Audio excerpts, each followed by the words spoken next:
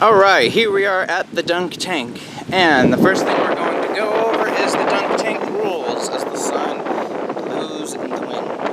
First of all, we probably should have started with going into the dunk tank. We have this on the bottom here, but we're going to start with this. So some of the rules for going in. Guys must wear a bathing suit or shorts. This is not Europe, guys. No Speedos, tighty-whitey underwears, or boxers are allowed in our dunk tank. Just shorts or bathing suits. Girls must wear a bathing suit or shirts and a dark shirt. One thing to be aware of is girls with light colored shirts, so that would not be appropriate. Alright, so we need to make sure that they are dressed correctly, so we cannot have girls with light colored shirts going in. Before going in, remove all watches, glasses, loop earrings, electronics. I put that in bold and black. People have the tendency to forget, oops, I have a cell phone in my pocket. What do we put here? Check your pockets. Then wash your feet off in the pool before climbing the back ladder. We'll show you what that looks like, although we don't have the pool there at the moment. And then what you do is exit at the side ladder. I'll show you that.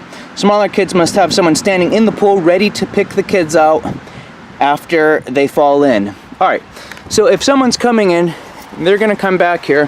First thing they're going to do is they're going to take off their shoes, if they have shoes, socks, take that off. And then there's going to be a pool here. The purpose for that is if people's feet are a little muddy or they got grass in it or whatever, we don't keep muddying up this water here. So they kind of wash their feet off here, start going up the ladder here. All right, and the person should probably help kind of spot them in. Then they're going to stand onto this ladder. Now with younger kids, it might be easier for someone to literally just lift them since they're smaller, be able to just lift them right onto this. All right, but what you want to make sure is, first of all, that this thing is actually in the closed position here before they do that, because if they step on this right now, let's see, is they seen it? Yeah. See, this is the open position. It looks nice here, but as soon as someone sits on it, it's going down. All right, so the closed position is with these two bars have to be back. 1, 2, both of these are in the closed position, and then this thing closes. Once you close that, you just want to do a check. All right, so I'm putting pressure on it here. Can't quite see. All right, so I'm putting pressure on it here, and it's not flipping. Okay, so it's ready to go. One thing to remind people is to not bounce on it. Sometimes people have a tendency to want to slowly get to the end of the platform, and so they bounce. Well, sometimes it messes this thing up and causes the thing to trip, and then they end up in the water before anyone even throws the ball. So you want to make sure that the person kind of more so just sits out there rather than bouncing all the way down the platform.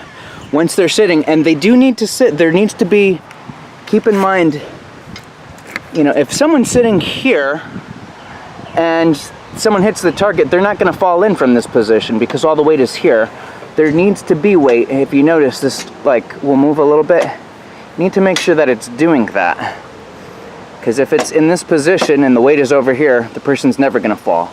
So the pressure does need to be on it, and then once the trigger's gone, the person will fall in. All right, so once the person falls into the dunk tank, we'll see here. Let me get into position. All right, so there is a little step right there. So the person would then step onto that step. Then we have a little ladder over here. They'd step onto this ladder and would go out. So again, that's for people who are going in the dunk tank. Now, for people who are throwing, here are the rules. So there will be 2 people who will receive 3 balls each. Wait for the signal by the leader before throwing. We're going to have cones here. So we say we have a cone here, we have a cone here. They need to stand behind the cone. They have 3 balls. Once the signal is given, so they'll probably say on your mark, get set, go, 3, 2, 1, however they want to do it. Both people are to throw their balls at the target. Whoever hits the target first, causing the person to drop, will be the next person in the dunk tank. If the thrower does not want to go in, the other thrower will have the option to go in. So that's the first case scenario. If that person does not want to go, the thrower or leader may pick the next person. So they could come up with however they want to do it, but that gives an incentive for people to want to try to hit the target, especially so many people want to be the one sitting on the seat, and they say, I want to do it, and you say, hey, you got to get someone in. All right.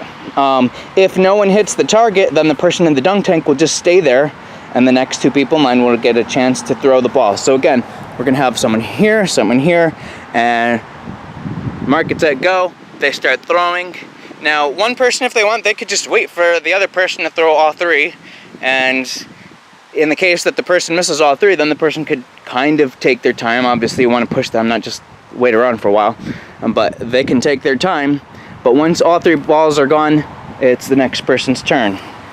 So if a person hits the target but it doesn't trigger the switch, it does not count. So make sure to throw the ball hard enough.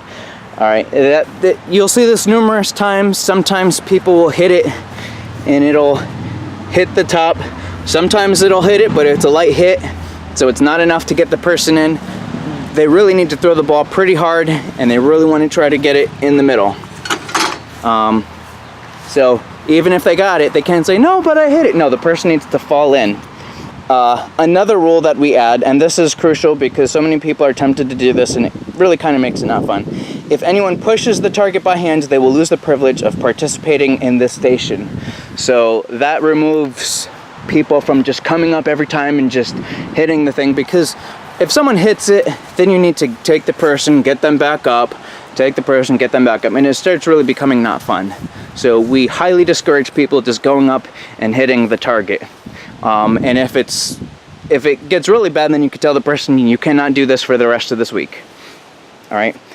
One thing to keep in mind just regarding regular maintenance of this, not really maintenance, but use of this, is sometimes you need to tighten this. Sometimes it starts like someone will step onto the platform, and it seems like every time someone steps onto the platform, it just goes without someone actually hitting the trigger.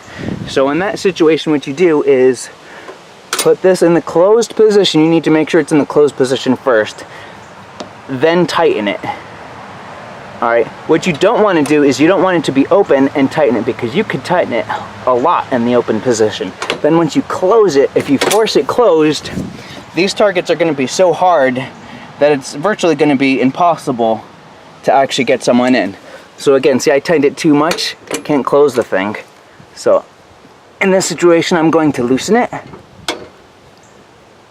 I'm hoping you see this. Can't really see what's going on in the camera right now. All right, and then again, both of these things need to be back. Make sure that it's in the closed position. Now tighten it. Okay, oh, there we go. I think that right there should be pretty good. And again, both of these are back. Tighten, perfect. That should be exactly the way that it is. Not too tight, not too loose. So in this situation, I'll just show you how this works, the mechanism of it. If I hit this thing, it's going to move this bar. So I'm going to hit this target, and you'll see what happens with the bar. Okay, so when you hit the target, it pulls this bar, pulls that bar out, causing that to release. When that releases, the seat can go down. Again, the pressure needs to be on. If there's no pressure, just like in this situation, it's not actually going to go down.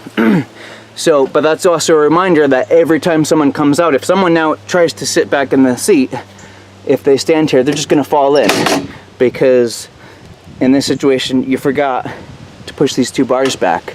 So you need to make sure that both of them are back, and this is clamped. You need to do that every time after someone falls. Make sure that the seat is up, hit the two bars, close the latch, and the next person's ready to go. In the situation of someone being in 1st through 5th grade, you want to get a read of their swimming abilities. If someone's afraid of the water, they can't swim, feel free to give them swimmies. But we're also going to make it a requirement for anyone in 1st through 5th grade that someone's in the water. Because someone might say, I'm fine, they fall in, and they don't know how to swim. We want to have someone there in the water at all times. Yes, this water is nasty. Sorry about this. We used it a few days ago. So in this situation, you want to make sure that someone, again, is just always in the water. So as soon as someone comes down, if they want to swim themselves, that's okay. But we always have a spotter ready to go in case someone needs to pull them up out of the water. So again, 1st through 5th grade, that's a requirement that we make sure that someone is in here. Just as a little reminder for setup of this, if the water is looking really nasty, now in this case, the water is actually fine. It's actually not too bad, but it would be helpful to skim the water out, and we do have a skimmer, so we'll have a skimmer that you could just take the stuff off of the top. But if the water is really muddy, then you really need to replace the water. So in order to do that, I'm going to go around back and just show you.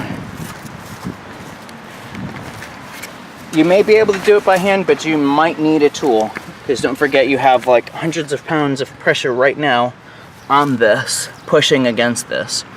So, but anyways, you would just loosen this up, water would come out. Takes, I don't know, probably 15 minutes or so to get all the water out. But in order to fill it up, it takes not 1 hour, not 2 hours, but 3 complete hours of straight running of water from the faucet.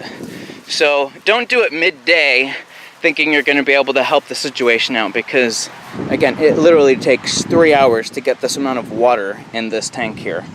So it's really something that you want to do after everyone has gone and in preparation for the next day.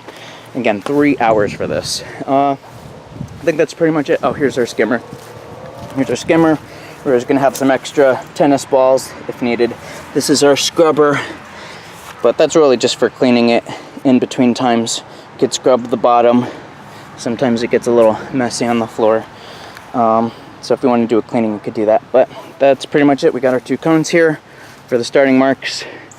And yeah, there is. We don't have the pool at the bottom, but we'll have it there when we operate it. And there you go.